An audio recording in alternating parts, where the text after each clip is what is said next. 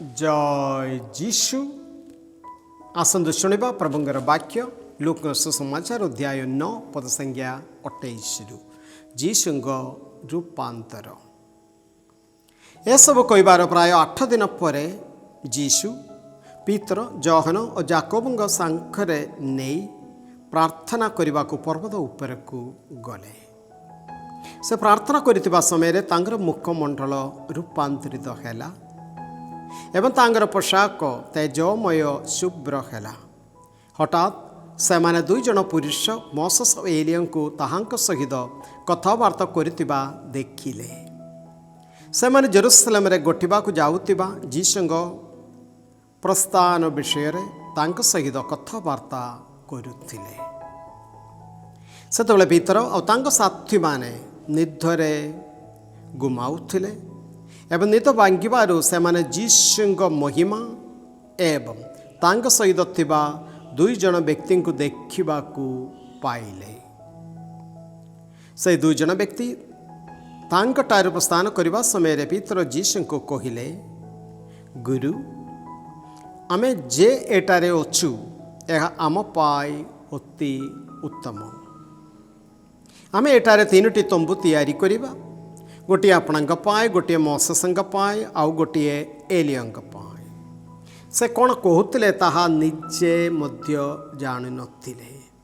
से हा कहतिबा समय खंडे मेघ आसी सेमान को आच्छादन कला एवं सेमाने मेघ मध्य प्रवेश करने समय भयभीत हेले।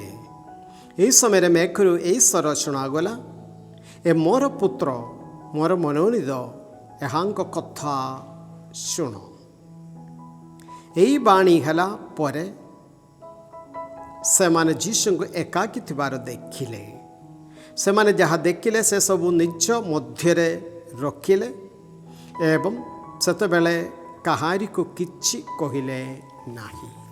Praise the Lord, hallelujah hallelujah, praise the Lord. जीशुंग रूपांतर। मोर भाई भौणी माने जीशु तांग प्रकाशन जीवन आरंभ कला परे तांगर प्रेरित मान को तांग निकट को डाकिले, से मान को ट्रेनिंग देइतिले। आउ प्रकाशन जीवन रे के जाने प्रकृत रे से किए बोली प्रेरित माने जानुचंदी कि निश्चय तांग परी अन्य केते जण रब्बी माने गुरु माने सब अन्य मान भी अचंती। हेले किए जाने जीशुंग मन रे एमतिकार गोटे संदेह सतरे एमाने मते बुझुचंदी कि आउ से बाछितिबा 3 जण पीतर प्रेरित मानकर लीडर जहन और जाकोब प्रेरित मान भितर प्रथम धर्म सहित होगा व्यक्ति। जहन को छाड़ अन्य समस्त धर्म सहित मान हेले। जहन मध्य नॉर्मल गोटे डेथ रे किंतु बहुत वर्ष अन्य प्रेरित मानकर मृत्यु सब पर थिले। हेले ए 3 जन को गोटे प्रकार प्रेरित मान भितर लीडर मान है परियाका यही 3 जन को आका तांग सांकरे नेले। आओ प्रार्थना करने को पर्वत ऊपर को गले।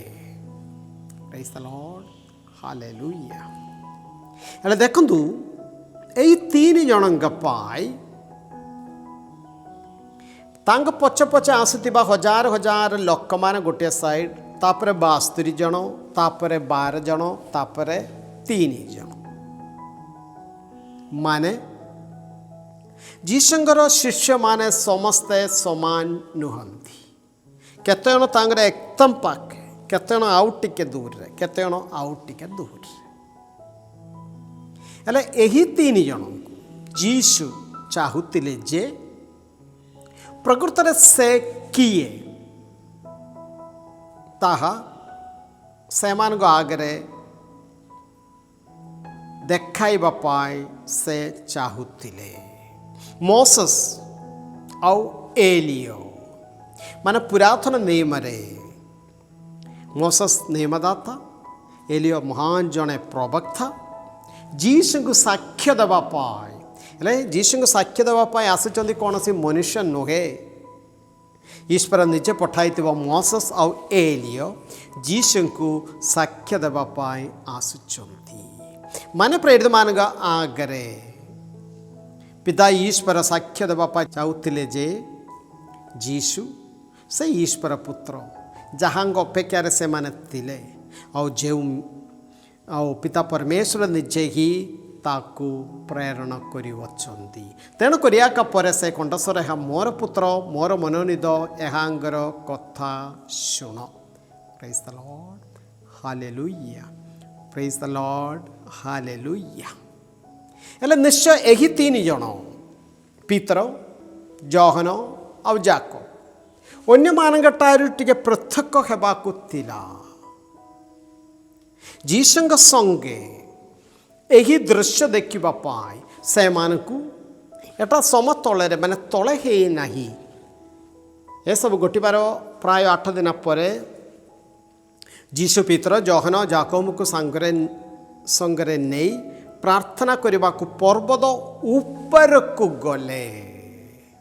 ରୂପାନ୍ତରିତ ଯୀଶୁଙ୍କୁ ଦେଖିବାକୁ ହେଲେ ପାହାଡ଼ ଚଢ଼ିବାକୁ ପଡ଼ିବ। ଅନ୍ୟ ଲୋକମାନଙ୍କ ସଙ୍ଗେ ମିଳାମିଶି ତଳେ ରହିଲେ ହେବ ନାହିଁ। ଯୀଶୁ କେତେ ଜଣଙ୍କୁ ଉପରକୁ ନେଲେ? ସମସ୍ତଙ୍କୁ କି ନାହିଁ, କେବଳ 3 ଜଣଙ୍କୁ। ଯୀଶୁଙ୍କ ପଛରେ ଆସୁଥିବା ହଜାର ହଜାର ଲୋକମାନଙ୍କୁ ନେଲେ କି ନା? 72 ଜଣଙ୍କୁ ନେଲେ କି ନା? 12 ଜଣଙ୍କୁ ନେଲେ କି ନା? କେବଳ 3 ଜଣଙ୍କୁ। ବର୍ତ୍ତମାନ ଯଦି ଆପଣ ଏଇ ବାକ୍ୟ ଶୁଣୁଛନ୍ତି, ପ୍ରଭୁ ତାଙ୍କ ଦୟାରେ ମୋତେ ଏ ବାକ୍ୟ ପ୍ରଚାର କରିବା ପାଇଁ ସୁଯୋଗ ଦେଇଅଛନ୍ତି। ସଦାପ୍ରଭୁଙ୍କର ଗୋଟିଏ ଅନୁଗ୍ରହ। କାହିଁକି ଯୀଶୁ କେବଳ 3 ଜଣଙ୍କ ବାଛିଲେ? ପ୍ରଭୁ ଜାଣନ୍ତି। ମନୁଷ୍ୟ ଦୃଷ୍ଟିରେ ଆମେ କହୁଛେ ଏମିତି ଆକା ସେମିତି ଆକା। କେବଳ ବର୍ତ୍ତମାନ ଏଇ ବାକ୍ୟ ଶୁଣିବା ପାଇଁ ପ୍ରଭୁ ଆପଣଙ୍କୁ ସୁଯୋଗ ଦେଇଅଛନ୍ତି। କାହିଁକି? ଯୀଶୁ ଜାଣୁଛନ୍ତି ଯୀଶୁ ଆପଣଙ୍କୁ ବେଶୀ ପ୍ରେମ କରୁଛନ୍ତି। ହେଲେ 3 ଜଣଙ୍କ ନିମନ୍ତ୍ରଣ ପାଇଲା, ଆଉ ସେମାନେ ପାହାଡ଼ ଚଢ଼ିବା ସବୁବେଳେ ବହୁତ ସହଜ ସେମିତି ନାହିଁ। କିନ୍ତୁ ଯୀଶୁଙ୍କ ସଙ୍ଗେ ପାହାଡ଼ ଚଢ଼ିଲେ, ଯୀଶୁଙ୍କ ହାତ ଧରି ପାହାଡ଼ ଚଢ଼ିଲେ, ରୂପାନ୍ତରିତ ଯୀଶୁଙ୍କୁ ଦେଖିବା ପାଇଁ ପ୍ରଭୁ ଆମକୁ ଚାନ୍ସ ଦେବେ। ଘଣ୍ଟେ ଘଣ୍ଟେ ପ୍ରଭୁଙ୍କର ପବିତ୍ର ବାକ୍ୟ ଧରି ଆମେ ବସିବା ମାନେ ତାହା ହିଁ ଗୋଟିଏ ପ୍ରକାରରେ ପାହାଡ଼ ଚଢ଼ିବା। କୁମାରୀ ମାରିଆଙ୍କ ସହିତ ଭଲ ଗୋଟିଏ ମାଳଚୁବ ପ୍ରାର୍ଥନା କରିବା ପାଇଁ ଆମେ ଆଣ୍ଠୁ ମାଡ଼ିଲା ବେଳେ ତାହା ହିଁ ପାହାଡ଼ ଚଢ଼ିବା ମାନେ ତାହା।